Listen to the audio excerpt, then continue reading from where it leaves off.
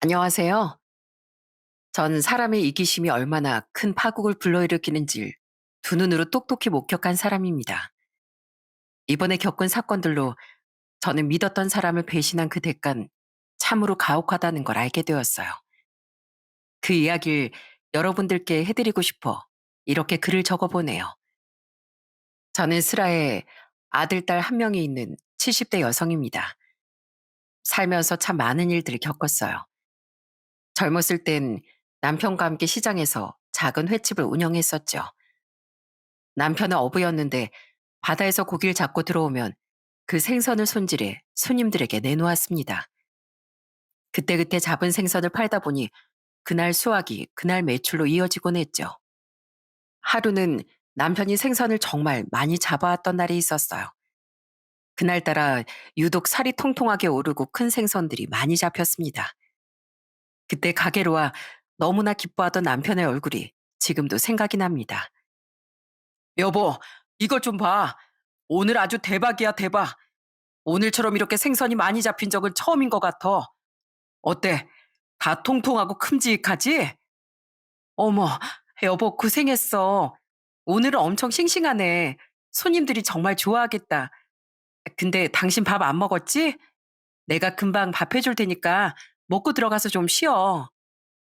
오늘은 밥 안 먹어도 배부르겠어. 오늘 횟감 만들려면 우리 마누라 손목 좀 아프겠는데? 내가 오늘 옆에서 도와줘야지. 됐어. 내가 하면 되니까 아침 새벽부터 나가서 힘들 텐데 당신 좀 들어가서 한숨 자. 나중에 너무 바쁘면 그때 나와서 좀 도와줘. 남편과 전 서로를 의지하면서 열심히 횟집을 운영했습니다. 장사가 잘 되는 날도 있었고 잘 되지 않는 날도 있었지만 그래도 포기하지 않고 운영했죠. 단골도 생겨나고 매출도 점점 늘어나면서 저희도 어느 정도 안정을 찾을 수 있었어요. 식당을 하면서 고되고 힘든 날도 많았지만 전 가족들만 생각하며 버텼죠. 남편도 부지런하게 일을 했고 늘 가정에 충실한 사람이었습니다. 저희 부부가 열심히 가정을 위해 노력하니 자식들도 그 모습을 보면서 노력을 많이 하더라고요. 특히나 아들은 초등학교에서도 반장을 꾸준히 했었고 중학교에 들어가선 학생회장을 하기도 했어요. 학생회장에 당선되던 날 아들이 정말 기뻐하며 가게로 찾아왔었죠. 엄마, 나 학생회장 됐어. 투표차도 어마어마하게 벌어졌대. 어머, 정말이니? 아이고, 우리 경식이 장하다, 장해. 초등학교 때도 내내 반장만 하더니 이젠 학생회장까지 하는 거야? 우리 경식이 덕분에 이 엄마가 마음이 너무 든든하다. 엄마, 이제 걱정하지 마. 내가 앞으로 공부도 열심히 해가지고 고등학교 때도 잘하고 대학교도 좋은 곳으로 갈게. 학생회장 됐으니까 말썽 안 부리고 엄마 아빠 말 더 잘 들을게. 그래, 그래. 우리 아들 정말 장하다, 장해. 아빠가 들으시면 너무 좋아하시겠어. 엄마가 우리 경식이 덕분에 웃는다, 웃어. 오늘은 엄마 일 많이 해도 하나도 안 힘들겠네. 아들은 정말 효자였어요. 특별하게 말썽을 부린 일도 없었고, 늘 공부도 열심히 하고 엇나가지 않았죠. 어린 동생도 살뜰하게 챙기고, 일이 늦게 끝나는 저와 남편을 대신해 동생을 돌보기도 했습니다. 아들과 함께 친하게 지내던 친구가 있었는데, 그 친구와 함께 집에서 모여 다 같이 공부를 할 때도 있었죠. 그 친구와의 인연은 아주 오랫동안 이어졌습니다. 그땐 이렇게 긴 세월 인연을 이어갈 거란 생각도 못 했어요. 가게를 마감하고 집에 가서 늘 간식을 챙겨주면 아들의 친구는 살갑게 고마움을 전하기도 했죠. 어머님, 감사합니다. 어머님 덕분에 제가 집중력이 쑥쑥 올라요.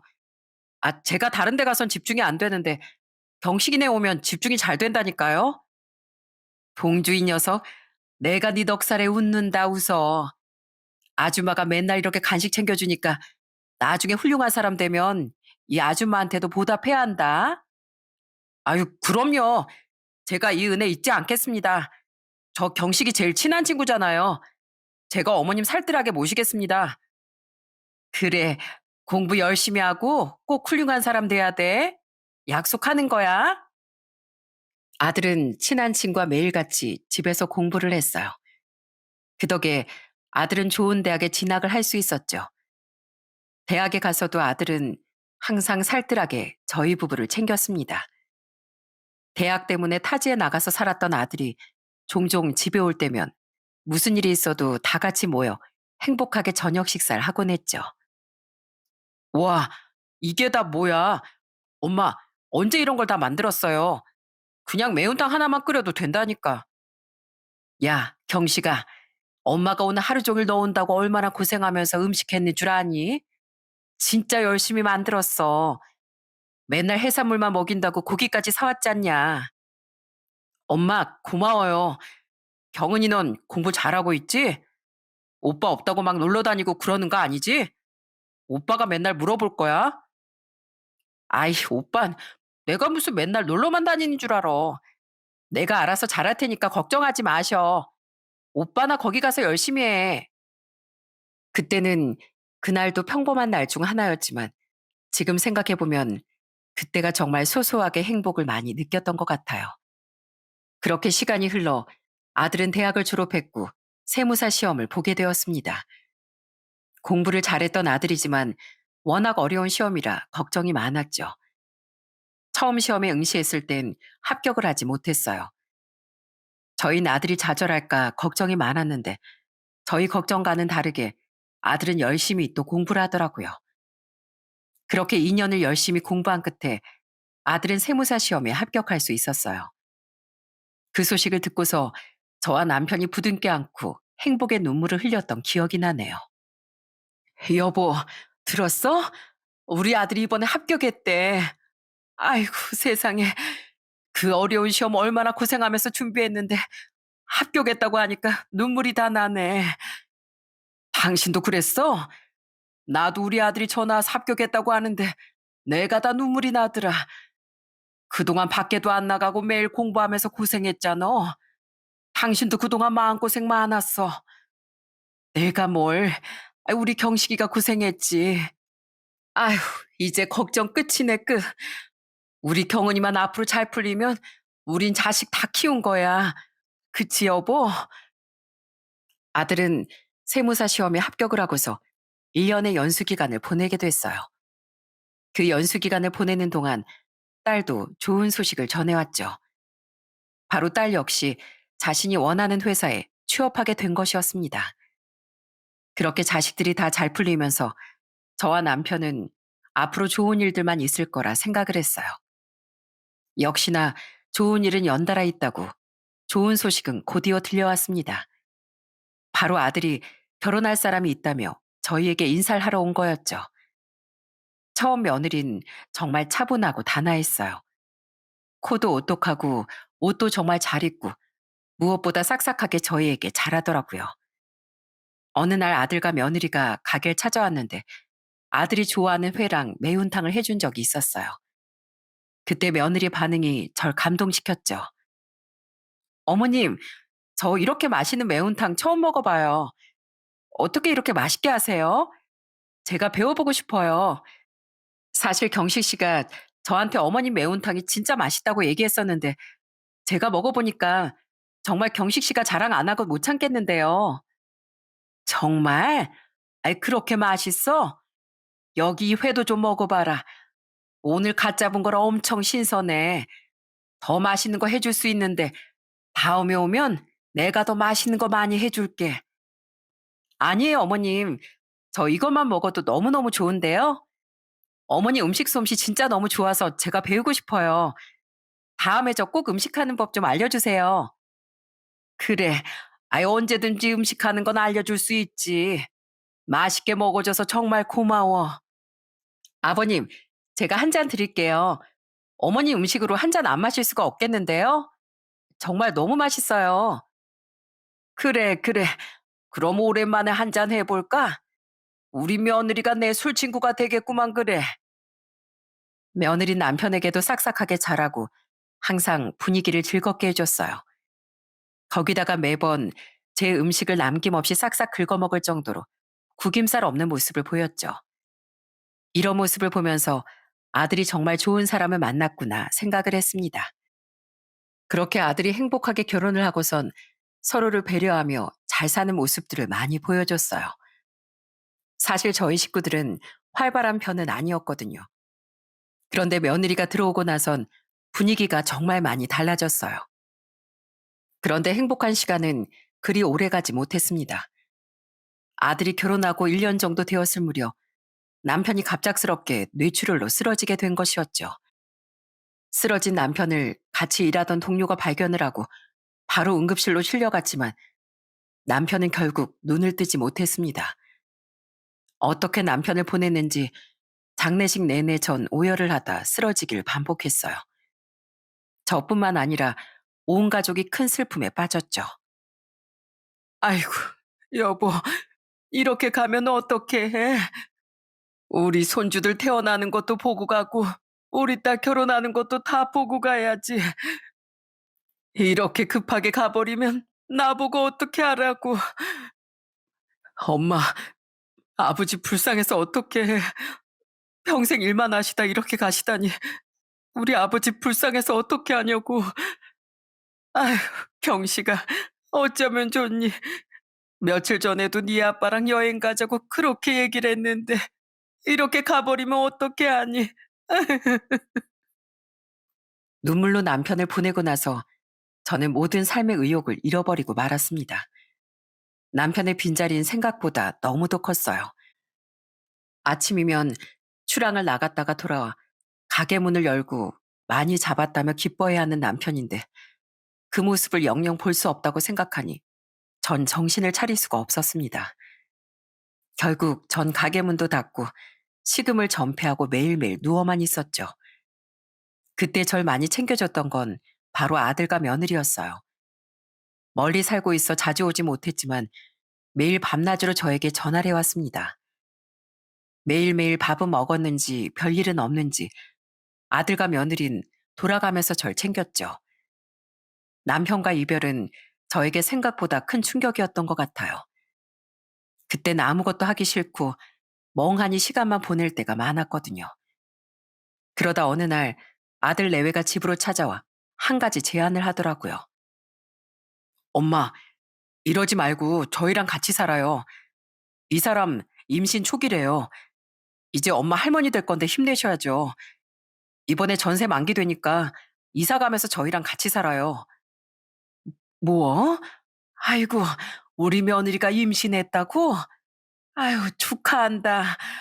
내가 이러니까 니들이 얘기를 못했구나. 이 엄만 걱정하지 말어. 요즘 세상에 시어머니랑 같이 사는 며느리가 어디 있다고. 됐어. 엄마, 여기서 잘 지낼 수 있으니까 걱정하지 마. 아니에요.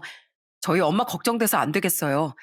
그러지 마시고 여기 정리하고 좀 더 큰 집으로 이사 가서 같이 살아요. 엄마 혼자 계시는 것도 너무 걱정돼서 안 되겠어요. 맞아요, 어머님. 저희랑 같이 살아요. 어머님 이렇게 혼자서 지내시면 밥도 잘 안 챙겨 드시고 힘드시잖아요. 저희가 잘할게요. 사실 처음엔 아들 내외 제안을 받아들이지 않았어요. 합가라는 게 쉬운 일도 아니고 거기다 지역을 옮겨야 하니 고민이 많았죠. 그렇지만 남편 없는 집에서 혼자 지내는 건 너무 싫었습니다. 그래서 아들 내외 제안을 전 받아들일 수밖에 없었어요. 저는 남편 낚시배와 보험금 그리고 집과 식당을 다 처분하고 합가를 하기로 다짐했습니다. 합가를 마음먹고 난 후엔 제가 꼭 하고 싶었던 일이 있었어요. 아들 내외를 불러 제 계획을 얘기하게 되었죠. 얘들아, 이거 아버지 낚시배랑 보험금 그리고 집이랑 가게 처분한 돈이야. 많은 돈은 아니지만 니들 식구 하는데 보태 쓰라고 주는 거야. 합가 결정하는 거 쉽지 않았을 텐데 고맙다 며느라. 엄마, 3억이나? 아, 이건 엄마 노후 자금으로 써야지. 우린 어차피 전세금도 있고 대출도 받아서 가면 되니까 걱정하지 마세요. 아니다. 나까지 식구가 느는데 좁은 집에서 살 수는 없잖니. 넓은 집으로 구하는 게 좋을 것 같구나. 엄마, 지금은 제가 일 시작한 지 얼마 안 돼서 이거 당장 드릴 수 없지만 제가 꼭 나중에 갚을게요. 열심히 일하고 돈 벌어서 엄마 돈 꼭 갚을게요. 이거 한 번에 갚으라는 거 아니야. 그러니까 천천히 나중에 갚아도 돼. 아니에요, 어머님. 이거 3억 저도 열심히 모아서 갚을게요. 어머님 노후 자금인데 저희가 쓸 수는 없죠. 꼭 갚을 테니까 이자도 더해서 받으세요. 아이고, 알았다, 알았어. 그럼 나중에 줘. 나중에 그럼 이자까지 더해가지고 받을란다. 알았지? 그렇게 저는 가지고 있던 재산에서 3억을 아들에게 주게 되었습니다. 아들은 직업이 세무사였기 때문에 돈을 받으면서 차용증도 작성을 하게 됐어요. 아들 내외는 저와 함께 살 집을 열심히 알아봤고 36평짜리 좋은 집으로 이사를 가게 됐습니다. 처음 이사를 가던 날 저와 아들 내외는 두 손을 꼭 잡고 앞으로의 행복을 기원했습니다. 그렇게 합가하고 나니 처음엔 너무나도 행복했어요. 아들 내외와 매일같이 함께 밥을 먹고 시간을 보내니 하루하루가 행복하더라고요. 남편이 떠나고 나서 밥도 제대로 먹지 못할 정도로 슬펐었는데 언제 그랬는지 모를 정도로 금방 기운을 되찾을 수 있었습니다. 며느리도 합가하고 나서 저에게 살뜰하게 정말 잘했어요. 마치 딸처럼 절 잘 챙겨줬죠. 어머님, 밥 먹고 뭐 하실 거예요? 저랑 목욕탕 가실래요? 저 목욕탕 간지 오래됐는데 아이 낳기 전에 저랑 한번 같이 가요. 그리고 목욕탕 앞에 새로 카페가 생겼더라고요. 거기 디저트가 기가 막히게 맛있대요. 어머님이랑 저랑 둘이서 그거 먹으러도 가요. 어머, 그러니? 저번에 가보니까 공사하고 있던데 거기 카페가 생겼구나. 그래, 그래. 목욕하고 오면서 거기도 갔다 오자. 좋아요. 옆에 산책로도 있어서 거기 산책도 하고 오면 될 것 같아요. 저녁에는 뭐 먹을까요? 어머님 좋아하시는 순두부찌개에서 먹을까요? 좋지. 안 그래도 날도 쌀쌀하고 뜨끈한 국물이 먹고 싶었는데 순두부찌개 먹으면 딱 좋을 것 같네. 어쩜 우리 며느린 내 마음을 이렇게 잘 알아? 아들이 출근하고 나면 며느린 저와 같이 카페도 다니고 산책도 가면서 즐겁게 시간을 보내곤 했습니다. 주변에선 며느리가 많이 불편해할 거라고 했지만 그런 생각이 들지 않을 정도로 저에게 무척이나 잘했어요. 그런 며느리의 노력 덕분인지 우울했던 제 기분도 금세 좋아지더군요. 그렇게 얼마 뒤 며느린 아이를 낳게 되었습니다. 그런데 아이를 낳고 나서부터 며느리가 조금씩 달라지기 시작했어요. 어느 날부턴가 며느린 눈에 초점도 없이 멍하니 있을 때가 많아졌습니다. 거기다가 아이가 아무리 울어도 근처에도 가지 않고 방 안에 누워 있기만 했어요. 처음엔 아이를 돌보는 게 힘들어 그런가 했는데 점점 시간이 지나면서 산후 우울증이 심하다는 걸 알게 됐어요. 정말 심각하다는 걸 알게 된 날이 있었는데요. 그날은 제가 일이 있어 밖에 외출을 했다가 들어왔는데 들어오자마자 보이는 광경에 전 경악을 금치 못했습니다. 얘, 너 뭐해? 아니, 애꼴은 왜 이렇게 되고 기저귀는 왜 안 채우고 있어? 아이고, 여기저기 아주 난리네 난리야. 진영아, 너 그러지 말고 밖에 나가서 바람 좀 쐬자. 어머님, 저 진짜 힘들어요. 저 정말 못하겠어요. 하루 종일 애우는 소리 귀 떨어져 나갈 것 같고 머리에 환청처럼 들려서 미쳐버릴 것 같아요. 아이고, 진영아, 괜찮어. 그럴 수 있어. 그런데 이거 치료받아야 돼. 너 그러다가 큰일 나. 이것 봐. 애 기저귀도 채우지도 않고 지금 이 난리가 난 거. 너 그러다가 너까지 큰일 나는 거야. 어머님, 저 진짜 미치겠어요. 애가 울어도 아무것도 안 보이고 애 근처에 가기도 싫어요. 저 정말 나쁜 엄마죠? 엉엉 우는 며느리를 달래면서 전 이건 심각한 상황이라는 생각이 들었습니다. 그날 이후 병원에 데리고 가 치료도 받았지만 좀처럼 며느리의 우울증은 나아지지 않았어요. 결국 아들과 전 상의 끝에 한 가지 결정을 내리게 되었어요. 사실 며느리는 밖에서 활동하는 걸 좋아했는데 생각해보니 매일 아이만 보고 있으니 우울증이 생긴 것 같더라고요. 그래서 며느리에게 제안을 하게 되었습니다. 진영아, 내가 곰곰이 생각해 보니까 넌 밖에 나가야 기분이 풀리는 것 같아. 매일 아이만 보느라 힘들지? 내가 애는 봐줄 테니까 직장을 다니든지 아르바이트를 하든지 해라. 어머님, 정말요? 저 밖에서 일해도 돼요? 그래, 내가 아이 봐줄 테니까 직장 다시 다녀. 너 일하는 거 누구보다 좋아했잖아. 같이 사는데 내가 아이 봐줄 수 있지. 엄마, 정말 괜찮겠어요? 애 보는 게 쉬운 일도 아니고. 괜찮어. 진영이도 쉴 틈이 있어야지. 걱정하지 말고 넌 직장 다니렴. 힘들면 어린이집도 생각해 보면 되니까. 어머님, 그럼 제가 매달 50만 원씩 드릴게요. 처음엔 많이 못 드려도 나중엔 더 드릴 테니까 부탁드려요. 아유, 아이 무슨 손주 보는데 돈이야. 그래, 알았어.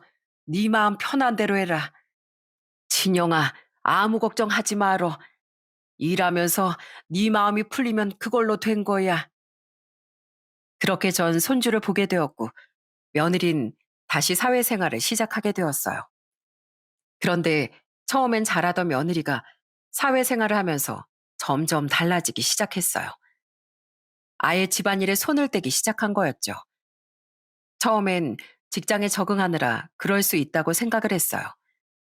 우울증에 마음도 괜찮은 게 아니니 충분히 그럴 수 있다고 생각을 했죠. 그렇게 2년 뒤 손녀가 태어나고 나서부터 며느리는 완전히 달라지고 말았어요. 그땐 아이를 낳고 나서 석 달도 되지 않아 바로 복직을 하겠다고 선언을 하더라고요. 어머님, 저 이번에 복직하려고요. 회사에서도 필요로 하고 저도 일하고 싶어서 일찍 복직하는 게 나을 것 같아요. 벌써? 아무리 그래도 1년은 푹 쉬지 그러니. 아직 네 몸도 성취하는데 일찍 일하면 너무 힘들지 않겠어? 애도 아직 어리고 말이야. 괜찮아요. 그래서 말인데 어머님, 제가 50만 원씩 더 드릴 테니까 아이 좀 봐주세요. 아직 어린이집에 보내긴 좀 이르고 어머님이 좀 봐주셔야 할 것 같아요. 뭐? 아니, 아무리 그래도 엄마가 좀 보는 게 좋지 않겠니? 어머님, 저 저번에도 우울증 걸린 거 아시잖아요. 이번에도 그럴 것 같아서 그래요. 그러니까 저희 딸도 같이 좀 봐주세요. 둘째를 낳고 나선 며느리 먼저 저에게 아이들을 봐달라고 하더라고요. 처음엔 도와준다는 마음으로 받아들였지만 점점 시간이 갈수록 서운한 마음이 커졌습니다. 아이들을 제가 보고 있으니 아들 내외는 따로 저녁을 밖에서 먹고 들어올 때도 많아졌어요. 거기다가 둘이서만 영화를 보러 다녀오거나 휴가 땐 아이들이 어리다는 핑계로 둘이서만 해외여행을 다녀오기도 했죠. 심지어 명절 땐 절 놔두고 둘이서만 놀러 갔다 오기도 했어요. 그걸 보면서 전 너무나 서러웠습니다. 저는 이런 상황을 바꿔보려고 아들이랑 얘기를 할라치면 중간에서 항상 며느리가 방해를 하더라고요. 아들, 오늘 엄마랑 얘기 좀 하자. 일은 좀 어떠니? 요즘 바쁘지? 엄마가 요즘 배우고 싶은 게 있는데. 어머님, 오늘 남편이 좀 바빠요. 일이 밀려가지고 집에 와서 일해야 할 것 같은데. 아, 그러니? 그럼 일 끝나고 엄마랑 한잔 할까? 오늘은 아들 끝날 때까지 기다리마. 아유, 어머님, 그땐 이제 부부 시간이잖아요. 저도 남편이랑 둘이서 시간 보낼 수 있어야죠. 매일매일 바쁜 남편 오매불만 기다리는데. 어머님, 저한테도 기회 주세요. 며느린 항상 아들을 챙기는 척하면서 저를 배척하곤 했습니다. 그런 모습을 보면서 남몰래 저는 눈물도 많이 흘렸어요. 그래도 제가 버티며 살아갈 수 있었던 이유는 바로 손주들 덕분이었어요. 말은 못하지만 손주들은 항상 저에게 따뜻한 사랑을 표현했어요. 어린 손주들을 업고 안고 있을 때면 작은 두 손이 절 포근하게 감싸는 느낌이 들 때가 많았어요. 그리고 눈을 마주치며 웃어줄 때면 아들 며느리에 대한 서운함도 눈처럼 녹는 듯 했습니다. 손주들을 보면서 전 그나마 서운한 마음들을 풀며 견딜 수 있었죠. 그런데 시간이 지날수록 저와 아들의 사이는 점점 멀어졌어요. 그 중간에 며느리가 항상 껴 있었고요. 하루는 며느리가 싱크대를 전혀 정리도 하지 않고 쉬고 있길래 잔소리를 한 적이 있었어요. 매번 먹고 난 걸 치우지도 않고 저녁 때까지 그대로 놓아두니 벌레가 생겨 잔소리를 할 수밖에 없었죠. 진영아, 내가 전에도 말했잖니. 먹고 난 건 바로바로 치워야 한다고. 설거지하기 싫으면 음식 쓰레기라도 바로바로 정리해야 하는 거 아니냐. 냄새 나고 지저분해지잖아. 애들 식기도 같이 씻는 곳인데 깔끔하게 해야지. 이따가 치우려고 했어요, 어머님. 아까 먹은 건데 그냥 두세요. 제가 치울게요. 내가 다 했어. 내가 매번 이렇게 말을 해야 하는 거니? 이제 네가 좀 알아서 치워도 되는 거잖아. 아니야? 네, 알겠어요. 저도 일하느라 정신 없어서 쉬는 날엔 좀 쉬고 싶어서 그런 거예요, 어머님. 잘 치울게요. 제 앞에선 아무런 말도 하지 않았던 며느리의 실체를 알게 된 건 얼마 지나지 않아서였습니다. 하루는 제가 몸이 안 좋아 일찍 잠에 들었던 날이 있었어요. 새벽에 깨어나 물을 한 잔 마시려고 했는데 살짝 열린 안방문 사이로 목소리가 들려왔죠. 아들과 며느리가 대화를 나누고 있었는데 그 내용을 듣고 정말 기가 찼습니다. 아니, 어머님 정말 너무하시는 거 아니야? 사실 아이들 봐주시는 거 정말 좋지만 나도 일하고 있잖아. 내가 뭐 집에서 쉬어? 주부도 아니고 일하고 있는데 집안일까지 꼼꼼하게 신경 쓰라고 하시는 거 너무한 거 아니야? 아, 너무 많이 참견하시는 것 같아. 여보, 내가 엄마한테 잘 말할게. 엄마가 아이들 보느라 스트레스 받으셔서 그런가 봐. 내가 잘 말할 테니까 그러지 마. 아, 당신도 알지? 이렇게 시어머니 모시고 사는 거 쉬운 일 아니라는 거 말이야. 나 당신한테 이런 말 하기 싫은데 다시 어머님 돌려보내는 게 좋을 것 같기도 해. 일단 그건 좀 생각해 보자. 당신이 이렇게 스트레스 받고 있는지 몰랐어. 엄마가 그렇게 잔소리 하시는 줄도 몰랐고 말이야. 저는 이 소리를 듣고 화가 나 문을 벌컥 열었습니다. 문 앞에 서 있는 절 보고 아들 며느리가 정말 깜짝 놀라더라고요. 너희 지금 무슨 얘기를 하는 거야? 내가 여기 너희 애들 봐주는 것도 모자라. 집안일도 당연히 해야 한다고 생각하는 거니? 니들 정말 너무하는 거 아니야? 휴일에도 내내 난 애들만 보고 니들은 놀러 다니고 너무한다는 생각 안 했어? 엄마, 아니 그게 아니라 죄송해요. 그런 말이 아니었는데 너희 해도 해도 너무한다. 애들이야 그렇다 치더라도 같이 살면서 집안일은 다 같이 할 수 있는 거 아니냐? 죄송해요, 어머님. 제가 그런 뜻으로 말한 건 아니었는데 정말 죄송합니다. 그땐 아들과 며느리도 제 말에 죄송하다고 바로 사과를 했어요. 그 뒤로 제 눈치를 보면서 집안일도 좀 하는 듯 했지만 이내 다시 원래대로 돌아오긴 하더라고요. 답답한 마음이 들 때면 정말 저도 다시 돌아갈까 싶은 생각도 들었어요. 그런데 이내 제 눈에 걸리는 것이 있었죠. 바로 손주들이었습니다. 저마저 애들을 놓고 나가버린다면 이 예쁜 애들은 어떻게 해야 하나 싶은 생각에 손주들만 보고 버텼습니다. 그러다가 큰애가 8살이 되었을 무렵 청천벽력 같은 소식이 들려왔어요.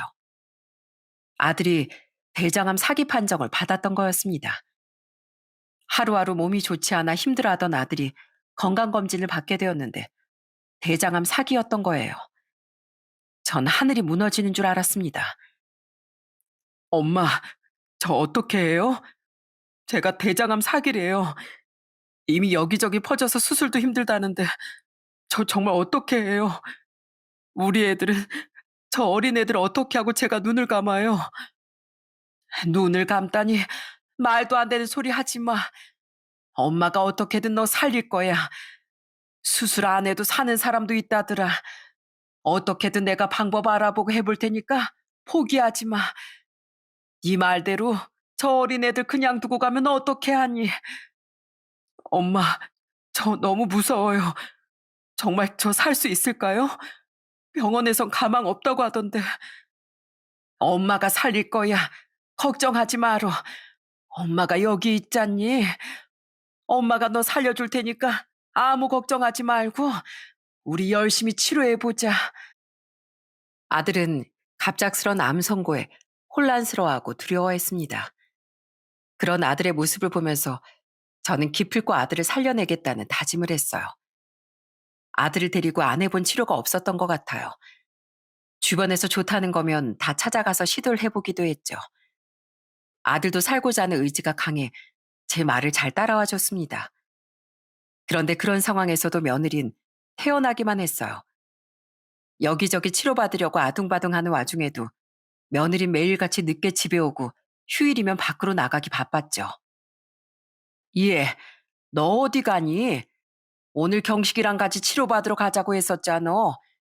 어제 말했는데 못 들었어? 아, 어머님, 저 친정에 일이 좀 있어가지고 갔다 와봐야 할 것 같아요. 어차피 제가 가도 치료에 도움되는 것도 아니고 어머님이 잘 아시니까 두 분이서 다녀오세요.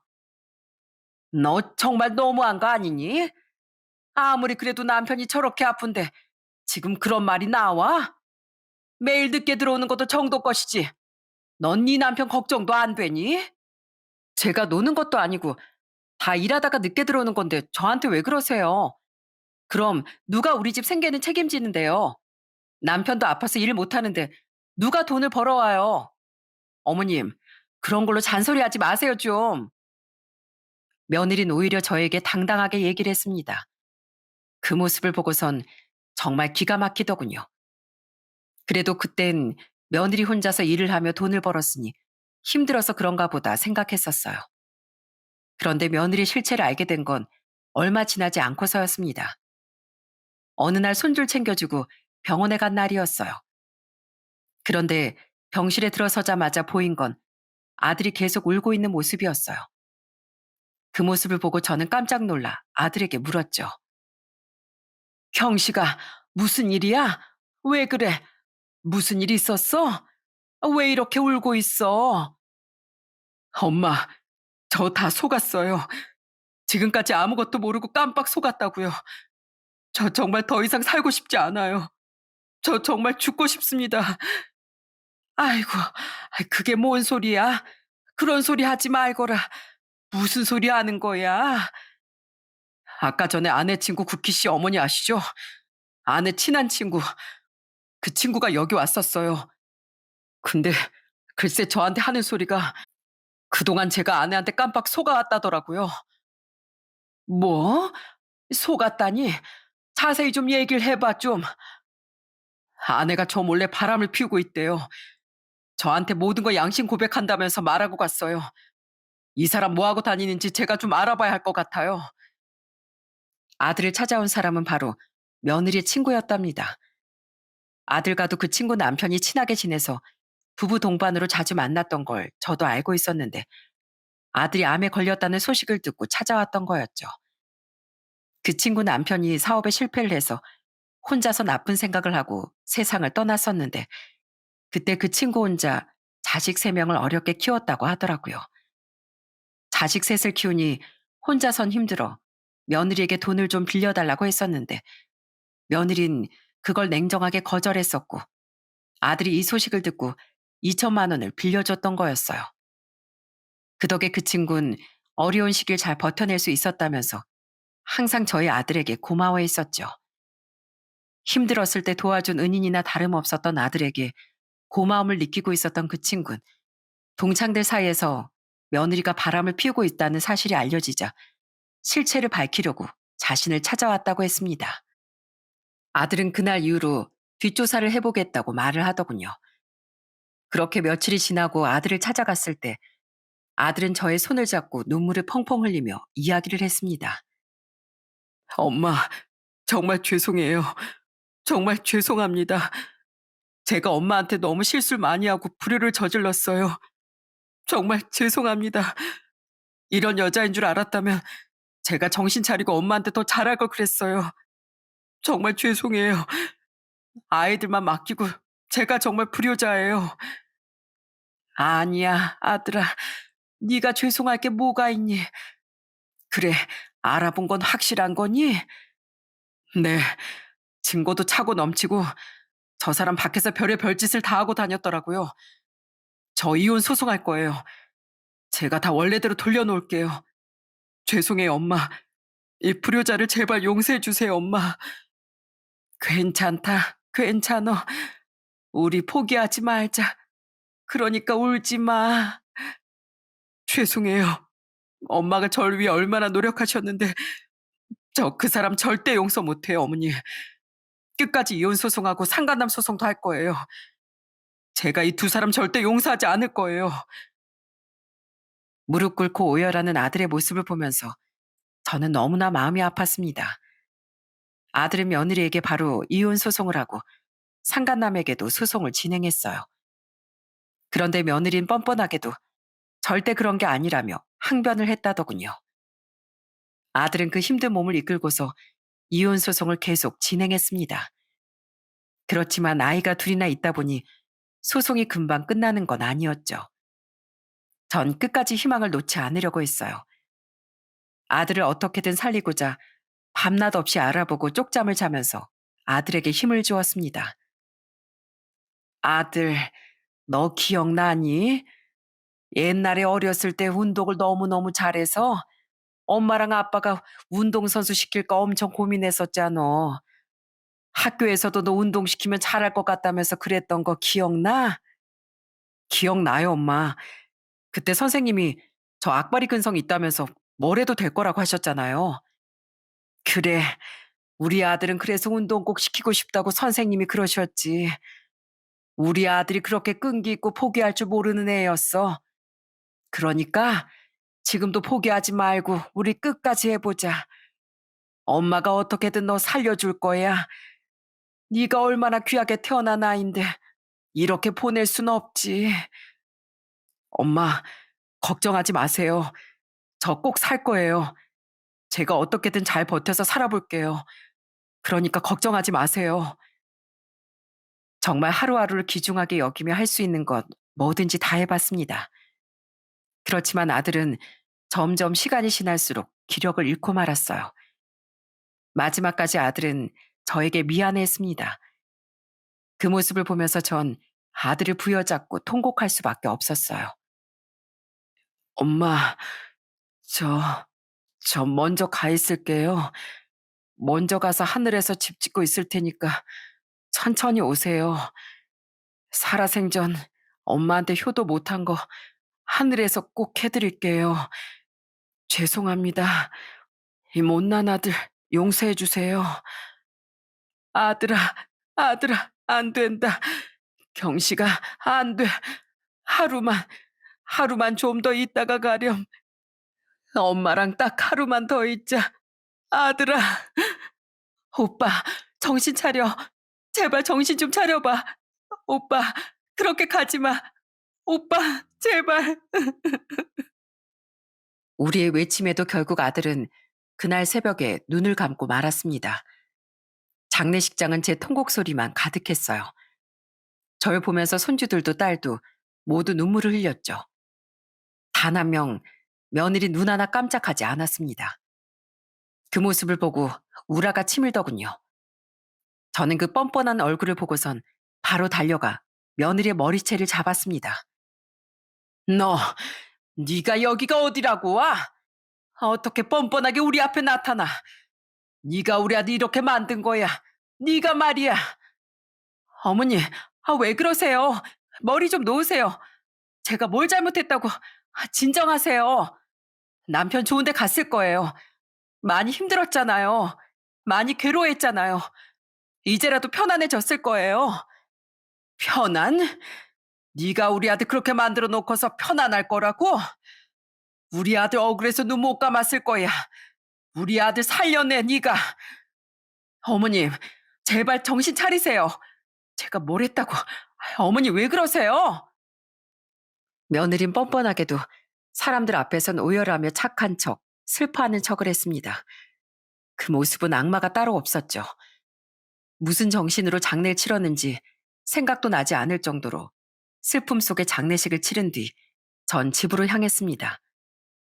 그런데 집에 도착하니 며느린 저에게 황당한 얘기를 꺼내더군요. 어머님, 이제 집에서 나가주세요. 솔직히 저 이혼한 것도 아니고 사별한 거잖아요. 어차피 어머님도 제 얼굴 보기 싫으시잖아요. 저도 어머님 얼굴 보기 싫거든요. 서로 보기 싫은데 한 집에 있을 필요가 뭐가 있겠어요? 그러니까 당장 나가주세요. 엄마, 왜 그래? 할머니한테 왜 그렇게 말해? 엄마 하지 마. 왜 할머니한테 그래? 아휴, 너네 조용하지 못해? 그럼 너희 엄마야, 할머니야? 어? 엄마야, 할머니야? 얼른 선택해. 우린 할머니야. 엄마 왜 그렇게 말하는 거야? 왜 할머니한테 나가라고 해? 아주 이것들이 정말. 그래. 그럼 너희도 나가. 할머니랑 나가서 살아. 참 하여간에 저 오늘 약속 있으니까 오늘 내로 짐 싸서 나가주세요. 아셨죠? 네가 네가 사람이야? 넌 짐승도 아니야. 어떻게 나한테 이럴 수가 있어? 알겠어요. 저 짐승도 아니고 사람이라고 생각도 하지 마세요. 어머, 어차피 전 상관없으니까요. 오늘까지 짐 빼주세요. 아시겠어요? 아이들이 놀라오는 와중에도 며느린 한 번 눈길도 주지 않고 약속이 있다며 횡하니 나가버렸습니다. 전 놀란 아이들을 달래며 속으로 분노를 삭히고 있었어요. 저 나쁜 며느리에게 절대로 아들이 남긴 우리 애들을 보낼 수 없다고 생각을 했죠. 그때 저에게 한 통의 전화가 왔어요. 그건 바로 아들의 오랜 친구였습니다. 그 전화로 전 이 상황을 뒤바꿀 수 있었죠. 어머님, 저 동주예요. 어머님 식사는 좀 하셨어요? 저 드릴 말씀이 있어서 연락드렸어요. 혹시 집에 계시나요? 지금 며느리랑 같이 집에 계세요?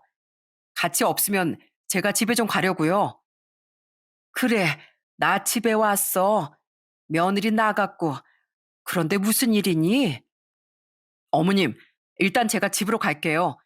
집에 가서 제가 말씀드릴 테니까 집에 계세요. 아들의 친구는 급하게 제게 할 말이 있다며 집으로 찾아왔더라고요. 집으로 온 아들 친구는 저에게 아들이 전해주는 거라며 영상 하나를 틀어줬습니다. 전 그 영상을 보고서 통곡을 할 수밖에 없었어요. 아들은 자신의 친구에게 세상을 떠나기 전 영상을 촬영해 보냈던 거였습니다. 그 영상 속에서 자신의 재산을 어떻게 정리할 것인지, 소송은 어떻게 할 것인지도 아들은 모두 다 준비를 해 말을 남겼더라고요. 아들의 친구가 하는 말은 더욱 놀라웠습니다. 경식이가 꼭 어머니께 전해달라고 한 게 이거예요, 어머니. 우리 경식이 정말 좋은 데 갔을 거예요. 지금까지 누구보다 성실하고 착하게 살았었잖아요. 아시죠? 어머님, 경식이가 남긴 게 있어요. 어머님한테 3억 빌렸을 때 그거 차용증 가지고 계시죠? 거기다가 법정이자 갚는다고 썼잖아요. 또 어머님이 아이들 대신 봐주신 거 3년만 받으시고 그 다음엔 못 받으셨잖아요. 그거 다 해서 5억을 남겼어요. 뭐? 아이, 그게 무슨 소리야? 우리 아들이 그걸 남겼다고? 도대체 어떻게 그 돈을 나한테 줘? 네, 제가 서류 보여드릴 테니까 한번 확인해 보세요. 경식이가 본인이 가지고 있던 돈이랑 집 담보로 대출도 받고 해서 5억을 송금했을 겁니다. 이거 소문나면 그 여자가 또 손 쓸까 봐서 제가 장례식장에서 말씀을 못 드렸어요. 경식이 저한테 제일 친한 친구인 거 아시죠? 저한테 부탁했어요, 어머님. 꼭 힘내세요. 아들은 눈을 감기 전 저에게 큰 돈을 보냈던 거였습니다. 아들의 집은 살 때보다 시세가 절반 정도 많이 올랐던 상황이었고, 아들의 명의로 되어 있었기 때문에 충분히 담보대출을 받을 수 있었고, 그렇게 마련한 돈으로 저에게 모든 걸 남겼던 것이었습니다. 저는 요즘 젊은 사람들처럼 알람 신청을 안 했기 때문에 돈이 들어오고 나가는 걸 직접 통장 정리를 하지 않고서야 알 수 없었던 상황이었어요. 그걸 알고 있었던 아들은 끝까지 절 위해서 모든 걸 다 준비하고 떠났던 거죠.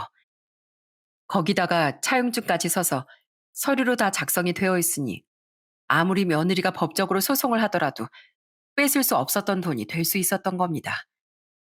며느리가 나중에 알고 나서 그걸 어떻게든 받으려고 소송을 했지만 역시나 며느리의 소송은 패소하고 말았어요.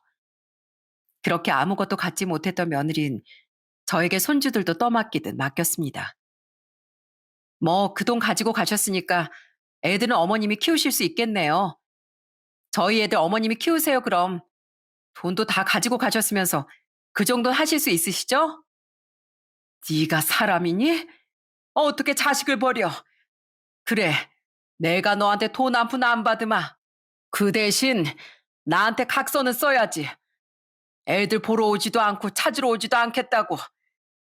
평생 애들 만나러 올 일 없다고 각서 써.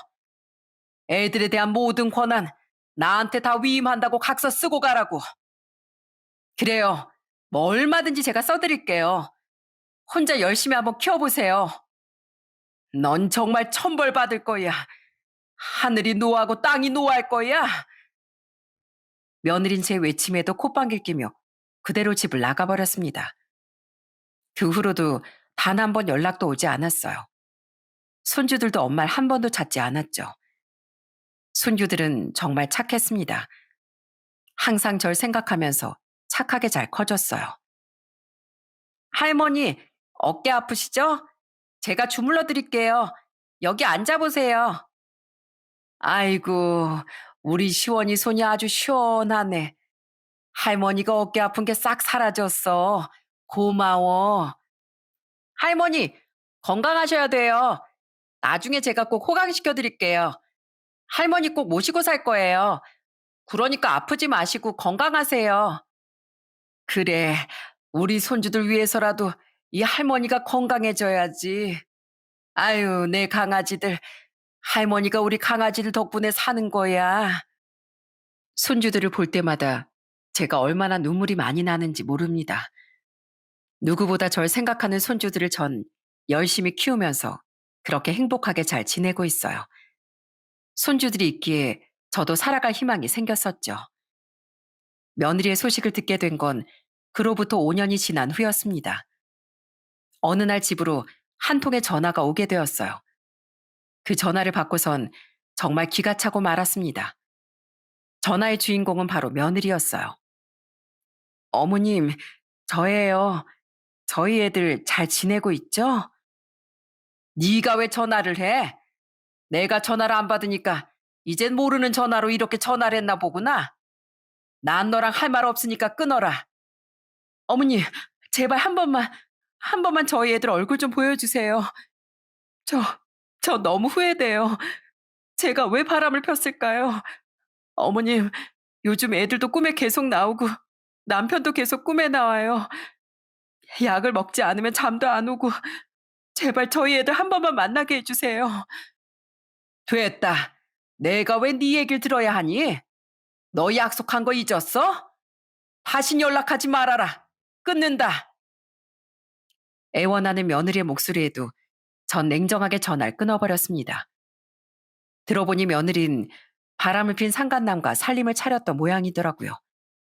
그런데 그 상간남이 능력도 없고 깡패 같은 사람이었던 거죠.